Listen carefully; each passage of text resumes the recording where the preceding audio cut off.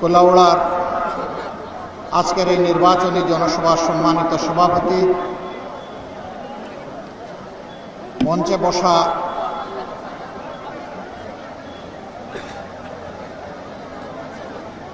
আমার পরম শ্রদ্ধেয় শিক্ষক,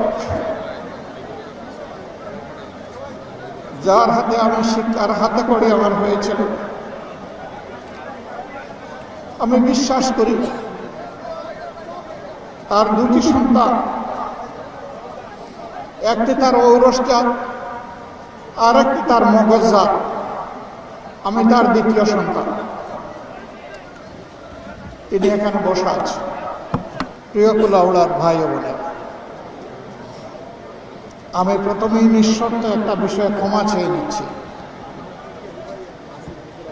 এবারকার নির্বাচনী প্রস্তুতি যখন শুরু হয়, তখন দেশ বিদেশ থেকে অসংখ্য ভাই বোন আমাকে অনুরোধ করেছিলেন আমি যেন দুইটা আসনে প্রতিদ্বন্দ্বিতা করি। একটা আমার জন্মস্থান কুলাউড়া, আর একটা যেখানে ঢাকায় নির্ধারিত হয়েছে। আমি তাদের কাউকে নাও বলিনি, হাও বলিনি, কিন্তু আমার হা না বলার কারণে তারা বুঝতে পেরেছিলেন আমি বোধহয় এখান থেকে ইলেকশন করব না। আজ আমি ঘোষণা দিচ্ছি, এখান থেকে আমি ইলেকশন করছি।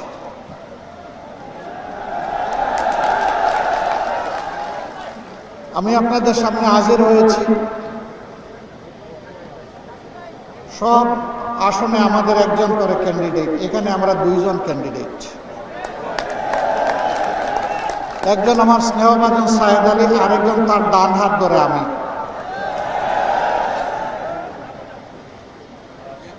আপনারা আল্লাহর জন্য, দেশের জন্য আমাকে যারা ভালোবাসেন, আমি গভীরভাবে বিশ্বাস করি আপনারা সায়েদ আলীকেও ভালোবাসেন।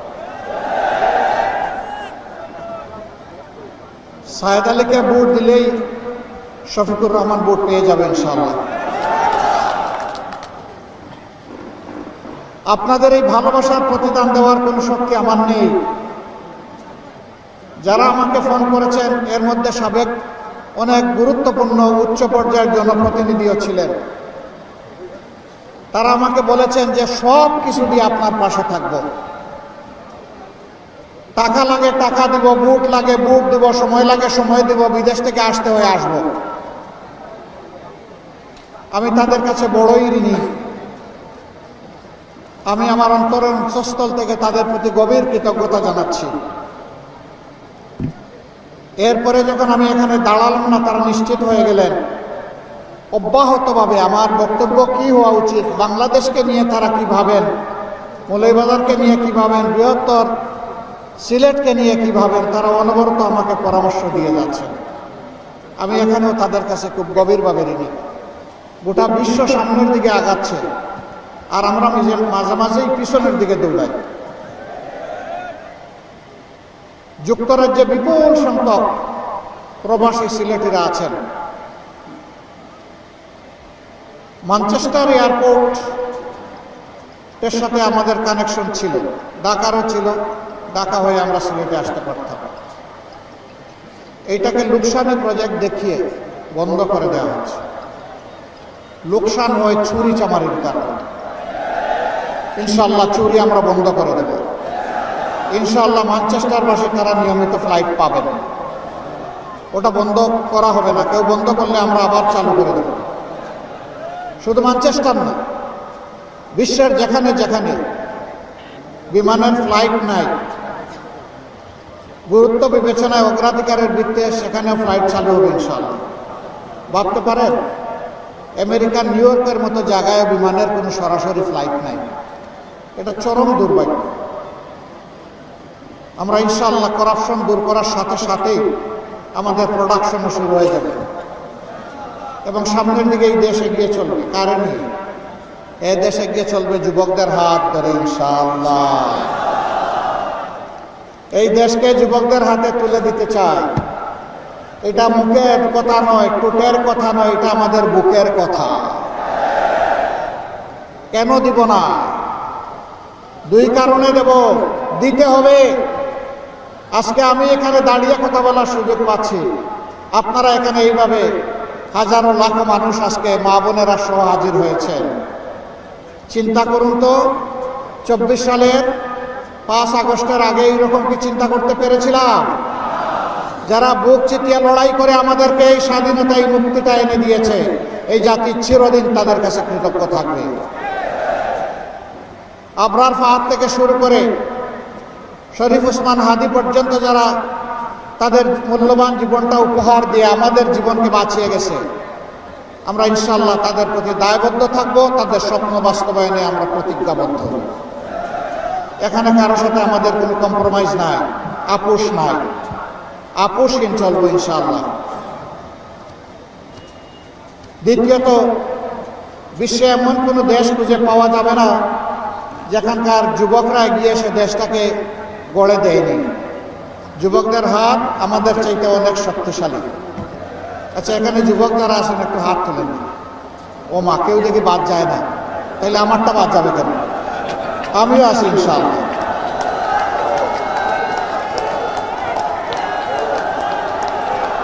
ইনশাআল্লাহ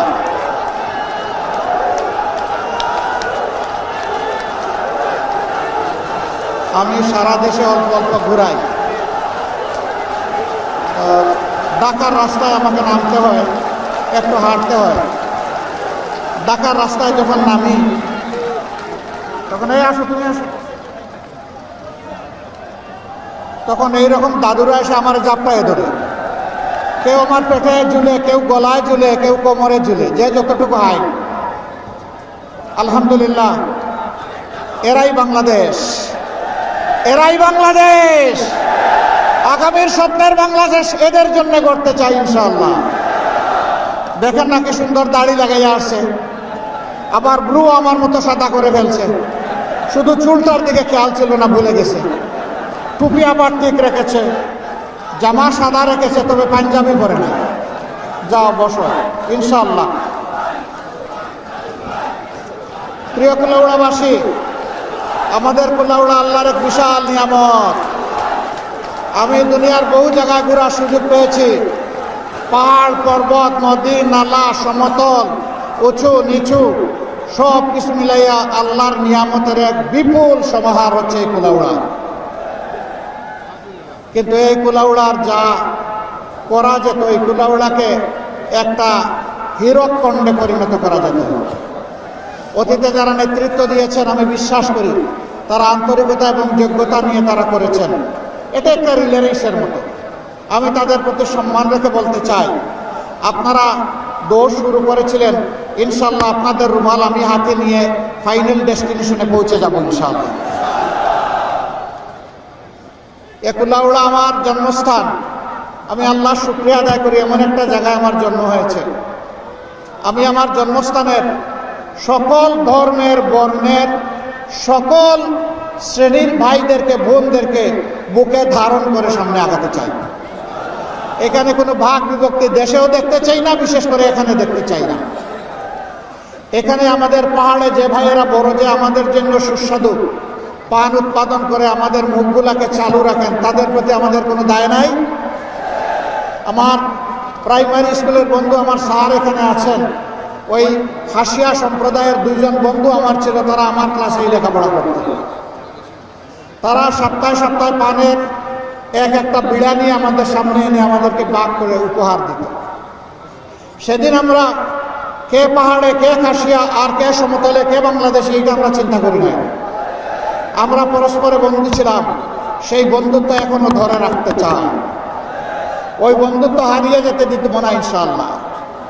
আমাদের এখানে বিপুল সংখ্যক চা শ্রমিক ভাই বোনেরা আছেন, তাদের প্রতি দৃঢ় প্রতিজ্ঞ। আমি যেখানেই যাই তাদেরকে আমি ভুলি না, কারণ চায়ের রাজধানী মৌলভীবাজারে আমার জন্ম। আমি তাদের ভুলে গেলে আমার নিজেকেই ভুলার সামিল হয়ে যাবে। আমি তাদের জন্য ইনশাআল্লাহ বলে থাকি, তাদের সন্তানদের জন্য 2টা জিনিস আমরা নিশ্চিত করব, কমপক্ষে 2টি জিনিস। একটি তাদের জন্য সুস্বাস্থ্য, আর একটি তাদের জন্য সুশিক্ষা। আমরা চাই না শুধু রাজার ছেলে রাজা হবে, রানীর মেয়ে রানী হবে। আমরা চাই আমার একজন শ্রমিক ভাই কিংবা বোনের মেধাবী সন্তান যদি থাকে, রাষ্ট্র তার মেধা বিকাশের দায়িত্ব নেবে এবং সে একদিন বাংলাদেশের প্রধানমন্ত্রী হবে ইনশাআল্লাহ। আমরা ওই দেশটা গড়ে তুলতে চাই। কেন? তারা কি এদেশের মানুষ না? তারা যদি এদেশের মানুষ হয়ে থাকে, তাদের বুথে যদি জনপ্রতিনিধি নির্বাচিত হয়ে থাকেন, তাহলে তাদের শিক্ষার দায়িত্ব শুধু বাগান মালিককে নিতে হবে কেন? সরকারকে অবশ্যই সেই দায়িত্ব নিতে হবে। তাদের চিকিৎসার দায়িত্ব কুড়িয়ে কুড়িয়ে কেন বাগান মালিকের ঘাড়ের উপর ছুড়ে দেওয়া হয়েছে? অন্য নাগরিকের যেভাবে রাষ্ট্র এবং সরকার দায়িত্ব নিতে বাধ্য, তাদেরও সেই দায়িত্ব আমরা নেব ইনশাআল্লাহ।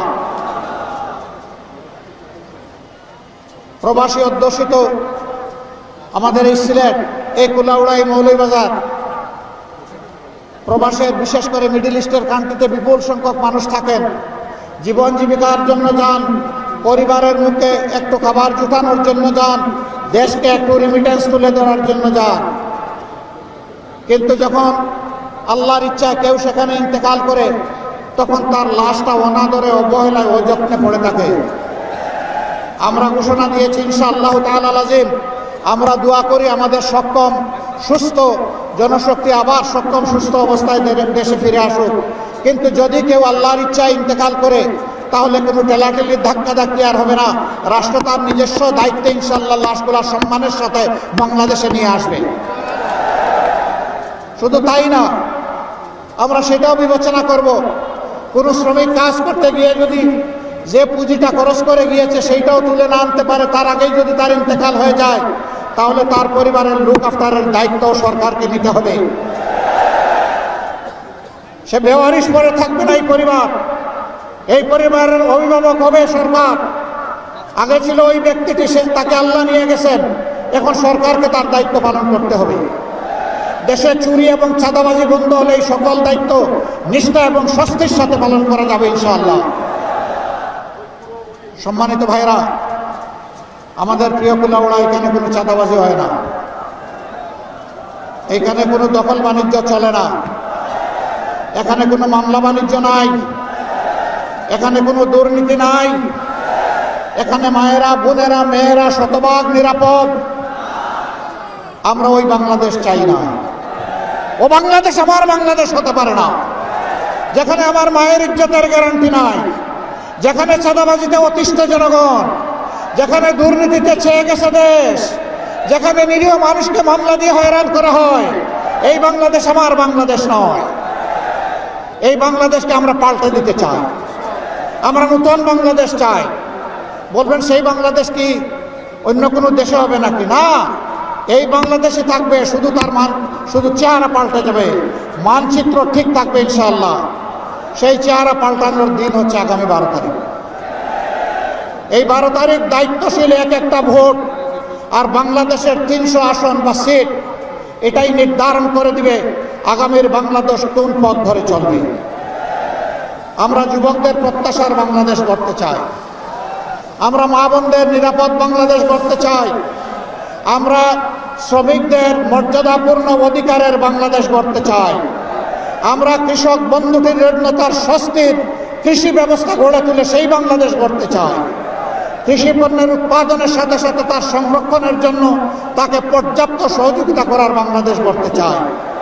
এই বাংলাদেশে শিশু, কিশোর, আবাল, বৃদ্ধ, বনিতা কেউ অবহেলা অযত্নে থাকবে না। আমরা সেই বাংলাদেশ করতে চাই যেখানে আইন সবার জন্য সমান। মুখ বড়া ঢাল বড়াই বলে আমরা শুনেছি, কিন্তু আল্লাহর কসম, বাংলাদেশে আইন সবার জন্য সমান নয়। যার প্রভাব আছে, অর্থের জোর আছে, আইন তার পক্ষে কথা বলে। আমরা ওই আইনটি মাটির নিচে পাঠাতে চাই, সেই আইনটি আমরা কায়েম করতে চাই।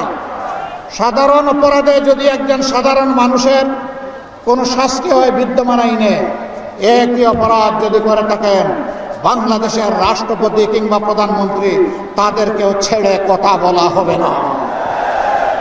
একইভাবে তাদেরকেও বিচারের আওতায় আনা হবে। সেই সুবিচারের বাংলাদেশ, আদল ইহসানের বাংলাদেশ আমরা করতে চাই।